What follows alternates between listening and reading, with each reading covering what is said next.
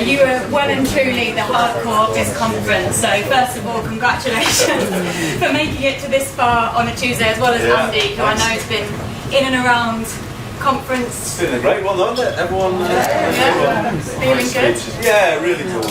Yeah? A tad emotional because of Hillsborough Law.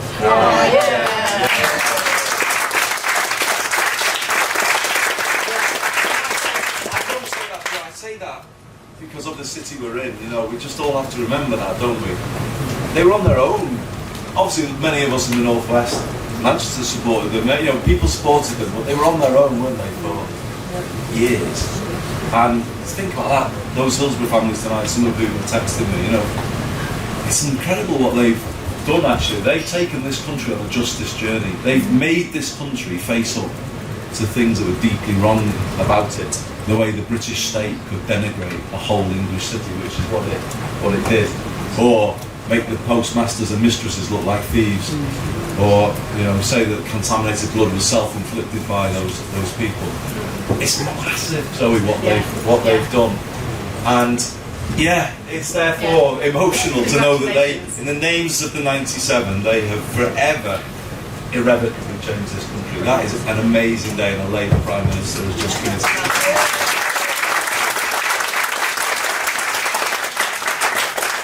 Well, it seems like Andy needs no introduction. You seem to know. Sorry, I just went off on one. But for those of you who aren't quite sure why you're here or who you're about to see, this is Andy Burnham, the Mayor of Greater Manchester since 2017. Recently elected for the third time. Yes, yeah. So, sticking with your word of seeing through. Pretty good majority. Pretty good. But, better luck next time. We lost one ward in Greater Manchester. Wornath Ward. Anyone from Wornath in the... Hey, don't go pointing any fingers. No, the finger I'm pointing at is Kevin Lee, who just delivered me a tea, and he's disappeared out the back. For those who know, he's my political director and has been for many years. I'm going to go and make him live in Wornath for 4 years. So, we win them all back next time. Yeah, so. thank God for Kevin. And for those of you who I haven't yet met, I'm Zoe Billingham. I'm the director of IPPR North in Manchester. We've been, well, it was our 20th anniversary this year. We've been long-standing champions of devolution, regional growth, and our metro mayors, of course, of which Andy's been a major leader in all of that. Wow, so you've been massive for us. Hang on. You have. No, you have. You haven't just come for this, have you? No, but it's important though, isn't it? Because devolution's another journey that it wasn't certain, was it, that devolution would become a permanent thing, but it is definitely now another irrevocable permanent thing.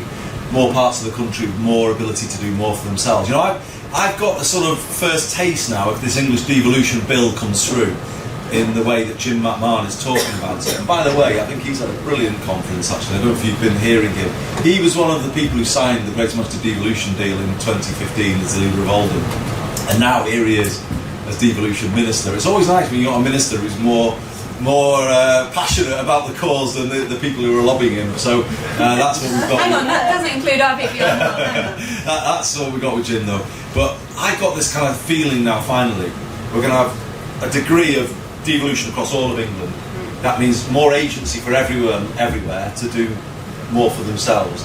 And the day is coming when, you know, the North West, or the Greater Manchester and the West Yorkshire, or I don't know, East Midlands and West Midlands, people will just start doing things for themselves, working together, without any reference to Whitehall. We won't have to go on bended knee and plead, can we have to?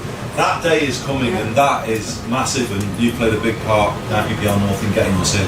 And I was quite taken actually when we were speaking with Jim McMahon yesterday. He said every budget line of government spending is up for grabs. I haven't heard him say that before. I didn't know if you had it. No, I didn't know. Did you write that down? Yeah, I absolutely did, word for word. Yeah. Got it on video as well. Absolutely, right. You keep that video. Yeah. Don't delete it. Whoever has got. But I know you're still very ambitious for Greater Manchester. Obviously, in many senses, you're at the frontier of devolution now. So, you know, what comes next in that devolution journey? What's on your list for budget? Yeah, obviously we're well on now with our integrated B network, our public transport system. Got Tracy, who's been a big part of our journey as Manchester City Council. We've got others. We've done it together, but it's great, isn't it? The B network is coming through. You've got your badge on. I'm letting the team down today. Where's Kevin? Yeah, the badge is new. So where next is your question? Housing. I've been quoting Nye Bevan around conference this week, and I would encourage all of you to go back to Nye Bevan's speech at the second reading of the Housing Bill 1949, and he said this, I paraphrase, but it was roughly this: the reason why modern nations have failed to tackle their housing issues is because they have viewed houses as commodities to be bought and sold, rather than a social service to be provided. Now, that is what we need to go back to. Housing first, a philosophy of a good home for everybody, so that everyone in this country has the foundation of a good, secure home. And obviously I thought Angela gave a brilliant speech on housing on Sunday. We departed from that in the 80s, didn't we? Homes became commodities to be bought and sold. Home ownership was the only housing policy, and hence you end up with a housing crisis. That's it. That's as simple as that. So we are, I think I've got the first feel of this at this conference. This Labour government of 2024 could be as sort of root and branch reform of housing as the 97 was on the NHS. I've got the sense that they're going to come at it at every level and see it in its totality, and I'm quite fired up by that coming away from the conference. I've instituted a housing first philosophy in Greater Manchester. We're creating a housing first unit that will look at supply, standards, supported housing, and really go at this from every single angle. Housing first. What does that mean? It's pointless putting all of this public money into the NHS if people are coming patched up in the NHS and they come back to a house full of damp and mould. Kids will never get a good education if there's nowhere to do their homework when they get home because it's overcrowded or they're in temporary accommodation. Housing is fundamental to everything. When I was in government, when you go down the list of a spending review, and I did do a spending review once, as people might remember, as Chief Secretary. What's the thing? It's like defence and security services, NHS is the next protected department, then it's probably education, and then you go down the list, and housing would always be 8th, 9th or something like that on that list. Honestly, we've got to turn that around.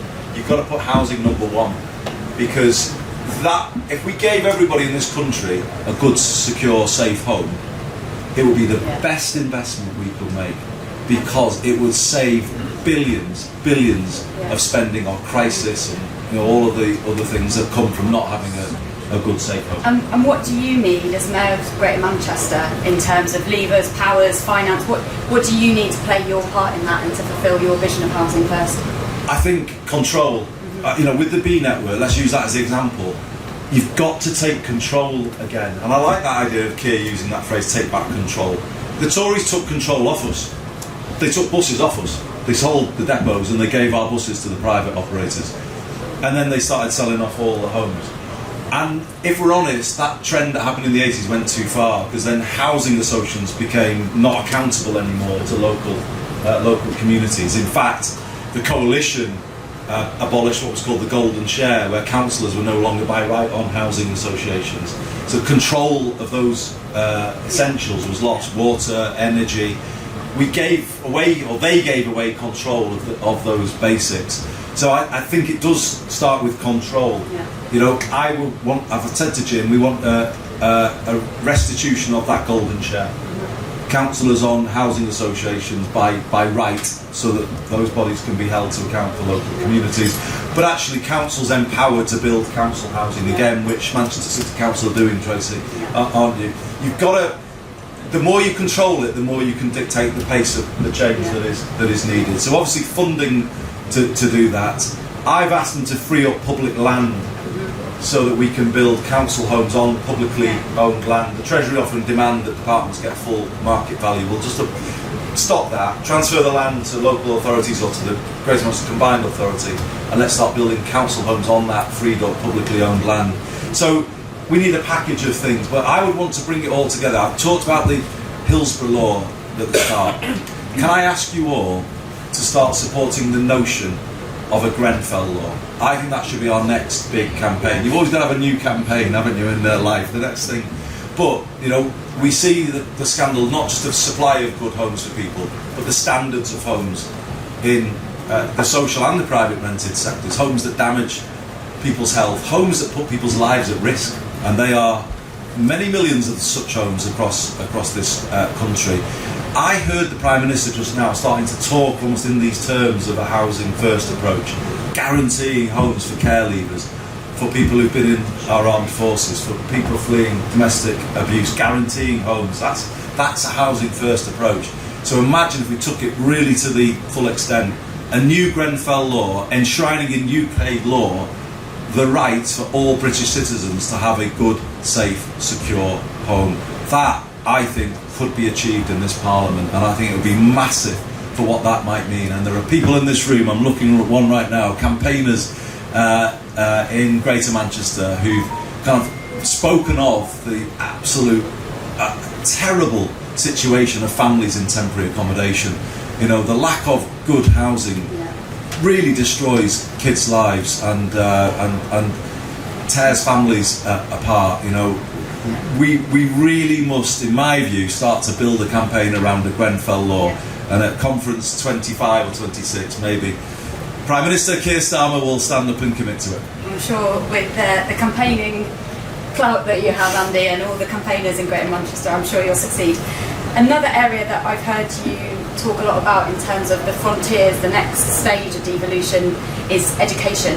Can you tell us a bit about what you think Manchester needs? Obviously, you've talked about the Manchester Baccalaureate as well. I'm not sure if the Department of Education is quite there yet, but maybe you can give us the inside scoop on that.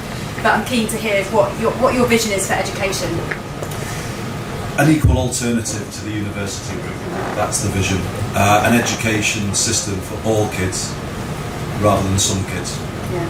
I think that's what Gove left us. He left us an education system for some, not for all. And I believe, I know it's out of fashion, but I will say I believe wholeheartedly in comprehensive education and everything that means. And again, I was really uplifted by Keir talking about creativity. You know, for kids whose passion and talent is that, why do we sort of leave them thinking that's a second-class talent? Or it's just wrong, isn't it? And so to see that change would be massive. But for us, no, we're creating an equal alternative to the university route, and we're sticking with the concept of a Greater Manchester Baccalaureate. Why? Because one of the reasons we've never fixed technical education in this country is because by definition it has to be based on a local economy, because the jobs in Greater Manchester are different from the jobs in the Liverpool City region. Have you noticed we don't have beaches or a port or anything like that? So you know, we don't have the same things, or automotive in West Midlands. And actually, for me, I want to make this relevant to our kids. Manchester is their lives. That's Greater Manchester is where they live. You know, that's where they see themselves working. So I want to kind of say to them, right, well, we're going to give you a pathway into this amazing place that is Greater Manchester. The truth is, the kids growing up in our 10 boroughs can see the skyscrapers of Manchester from their bedroom window, but yet, at this moment, they don't see a path to how they get to work in those places. We launched an amazing thing on Friday called Beeline. It's a thing linked to the MBAC, which gives young people now to go through the 7 sector gateways of the Greater Manchester Baccalaureate. So these are sectors of the economy, and they click on it, and they can go right to the end and see real jobs being advertised in Greater Manchester right now, the salary, the details about it, and they've finally got visibility of the jobs and where they may go. And what we now got at the next stage is to put in place the enabling steps. And I don't think Bridget or the government have got anything to worry about here, because we'll deliver the youth guarantee, and we'll probably be the first country place in the country to do that for them. So we'll show how some of the commitments can be made real in a place like Greater Manchester. Great. And before I move us on to the kind of politics of your position in the new Labour government, just wanted also to bring up health, because obviously you've been a major part of our IPPR Health and Prosperity Commission, which is just wrapped up last week, so thank you for your participation in that. And I must say that when you speak to other mayors and other combined authorities, not everyone wants health, right? Everyone's like, yeah, Andy's pretty brave. We'll wait and see a bit more what happens in Greater Manchester before saying we want to have the same health powers that you have. So where do you see health fitting into progress in Greater Manchester, and what would you say to the other mayors who might be a little bit more sceptical? Well, I am an ex-health secretary, so that I've kind of but it also maybe not intervened too much a little bit, because I didn't want to look like I know everything, and so I've kind of held back a bit. But I can actually confirm to you all that I am this Friday chairing my first meeting of the Integrated Care Partnership in Greater Manchester because I've decided to move in now. And the reason why is because although the government brought through a reform with integrated care boards and integrated care partnerships, which was meant to be the Greater Manchester model going countrywide, and in many ways it's not necessarily bad that you have this approach where you've got a much more whole place approach. They've not lived it post-pandemic because NHS England has kind of put these ICBs back in a vice-like grip and has actually dragged our health service away from the GM model and towards the sort of old school NHS model. Really hammering, doubling down on financial targets. And I'm not against targets have a place, but they're not the be-all and end-all. And I feel our health system has been dragged away from us a bit. So by going on the ICP, I'm kind of pulling it back in. We were really beginning to do some big things pre-pandemic. We had a report from the Health Foundation that said Greater Manchester was increasing life expectancy in our deprived communities faster than expected. And I think that was linked to some of the work we've done on rough sleeping and homelessness. And we were increasing rates of school readiness up to the England average. And the pandemic blew everything apart for us because it hit us a lot harder, as you might remember, than anyone else. And because of that, our financial challenge coming out of it was steeper, and they've just put us in the straitjacket, and we've kind of lost that. And all that great work I was talking before about, well, there's an organisation called Shared Health. Laura, you're here, you're represented in the room, give everyone a wave. You you're a GP, I mean, I might hand the floor to you with this. Tell everyone what you do. You're a GP who believes in taking a sort of place-based view of health, aren't you? And Shared Health do great work, don't you, in Greater Manchester?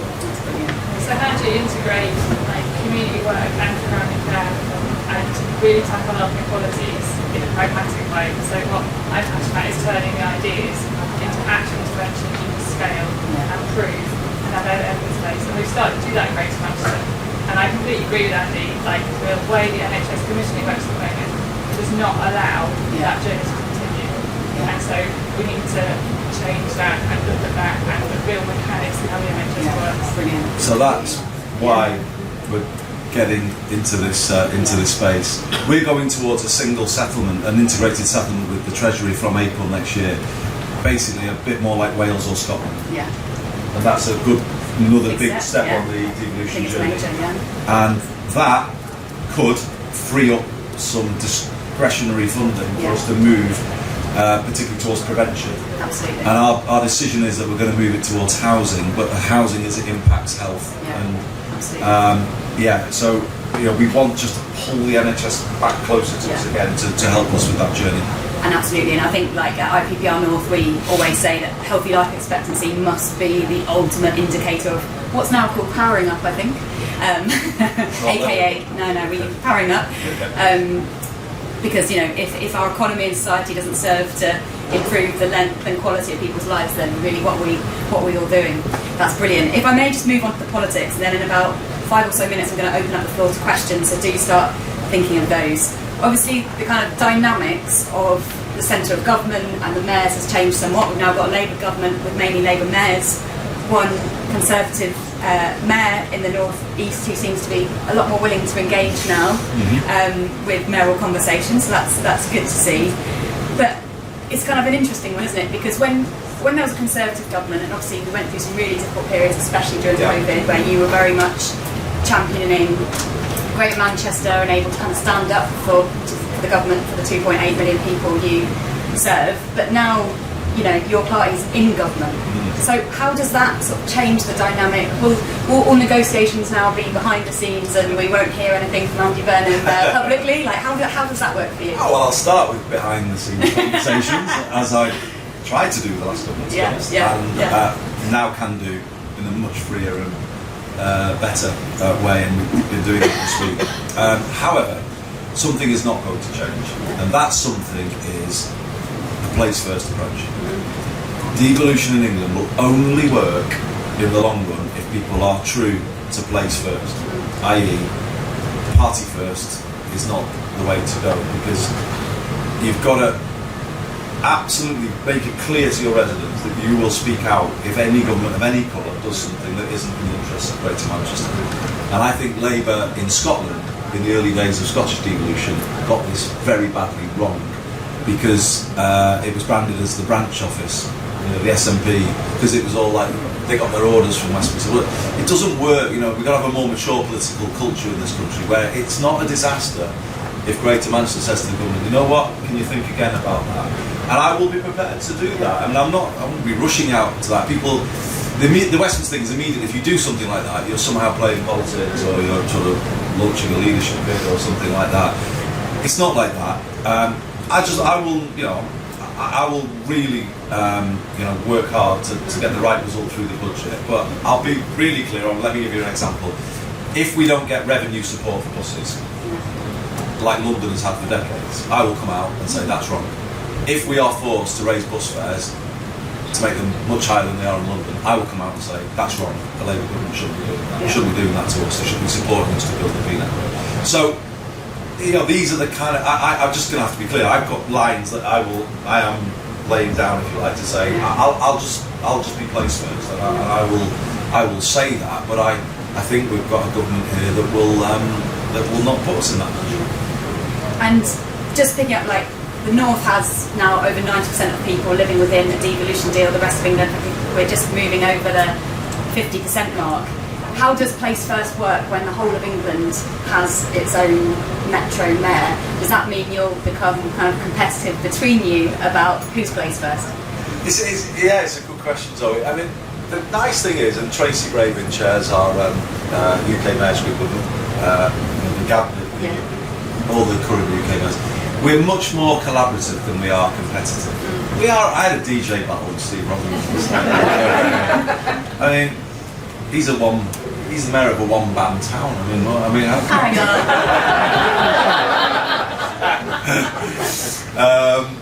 Well, I actually conceded a home win to him last night. I was feeling generous, but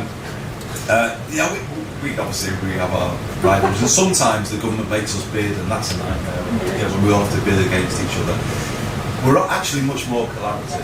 I'm really proud of something Greater Manchester is about to do with Cambridge and Peterborough, Cambridgeshire and Peterborough Combined Authority.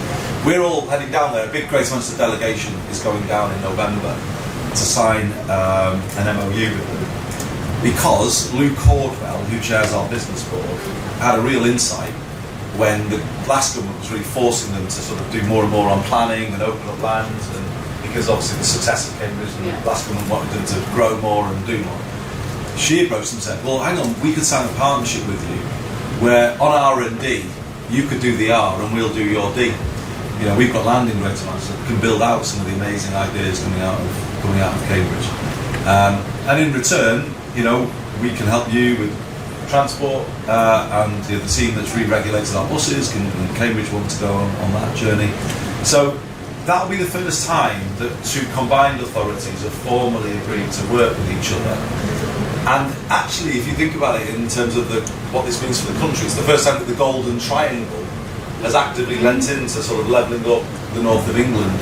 And that is a different country, is it not? When you start to get that type of partnership developing across the country. That's what I mean by a world where, when we're doing that with each other, and we don't have to go via Westminster anymore, when we're substantial enough to borrow money and we don't have to plead for money, then that will be a great world. The time when I can pick up the phone to the elected Provost of Greater Glasgow will be a great day, I think. Aberdeen, we heard the Prime Minister speak about. What it will make Britain? It will make Britain a more pragmatic, collaborative, functional country. When it all goes through the lens of Westminster or Holyrood or Cardiff or Stormont, you get the politics, all this old tensions and the baggage and all of that. I would love there to be an elected mayor of Belfast. That might be a difficult thing, I don't know, or even an elected mayor of Dublin, and I know the Irish government is looking at that. It will make the British Isles, I think, a much different place where people to people, we just collaborate more. And some of the rubbish that comes out of the Westminster world and the other worlds, the sort of the politics of all of that, gets in the way of people just living and working with each other more collaboratively. And I can really see that day coming now. Great. And just before I will hand it over to you, of course, we're at conference. It was a bit of a rocky ride for Labour in the run-up to conference. Has conference turned it around? I think it always does. I remember the conferences of the Blair and Brown years, and I'm sure many people in this room do as well. There was always a controversy of some kind knocking round as you're coming up towards a conference, and a conference that has that effect of just bringing people together and flushing things out, getting back on the big picture, lifting everybody. And I think the Prime Minister really did that today. As those governments did, you have to learn from things. Government's hard, it's unforgiving, and missteps will be made, and you just have to say, okay, we hear that, we see that, we learn from that, as I think it was said the last few days, and then we move forward from that. You know, and I just think that's the part of the political cycle. When we live in a country that won't have state funding of politics, and I don't think I will ever go out and advocate for that, so I think that would be probably the least popular policy. State funding, you know. State funding. I thought you said safe funding. Well, no, state funding. You know, safe state funding. There's an argument for state funding of politics, by the way, a very big one. But I don't think it's coming anytime soon. There's always going to be issues with donations, isn't there? They're just going. It's challenging. I know I'm not asking for sympathy in the street, but standing for election is more expensive than it should be, and certainly if you run to be deputy leader or leader of the Labour Party. I talked about the Hillsborough law at the start. Here's a quirk of fate for you. Today would never have happened, what the Prime Minister's just announced in the hall, if Peter Hain had filled in his election expenses properly. And I said I'm not criticising Peter there. I felt really sorry for him at the time. But I came to this Echo Arena on the opening night of Capital of Culture 2008, and I was Chief Secretary to the Treasury at the time. And I sat there all night in one of those seats that you can see around here, sort of like, why is James Pennell Secretary of State for Culture in Liverpool's big year and not me? And I'll be honest, that's what I was thinking. And then 2 weeks later, I'm in the Treasury, my phone goes, and it was Gordon, Andy, we've got a problem. I mean, this is bad interpretation. We're enjoying it. Peter's had a problem, he's had to go. He always sounded like a mafia boss, Gordon. We've had to take care of him. No, he's had to go. He said, can you do me a favour and go to Culture? I said, a favour, Gordon? I can't think of anything better. And I literally ran out of the Treasury. I mean, they were like trying to run after me. And then, you know, went to DCMS, 20th anniversary, blah, blah. I just tell that story just because of the randomness of politics and how hard it is at that level of politics, with the pressure on you to run campaigns, and you know, and then who funds those campaigns. And I'm not seeking sympathy, but I suppose we're asking for understanding, really, in terms of it is. And I've laughed and joked with Peter about it. You know, it's just, it can happen, and it can be random, and it can be unfair. It can be random and be very bad and unfair, or it can lead to things like what I just mentioned. But you know, it's just, and so I think just this government should just be really, you know, learn from it, make changes, and move forward. Brilliant. Well, now we turn to the room, and I'm already seeing a lot of questions. We'll take 3 at a time, so we can get through as many as possible. Could we start with the lady here, please? Hi Andy, Christina Chapman, Head of Public Affairs at the University of Nottingham.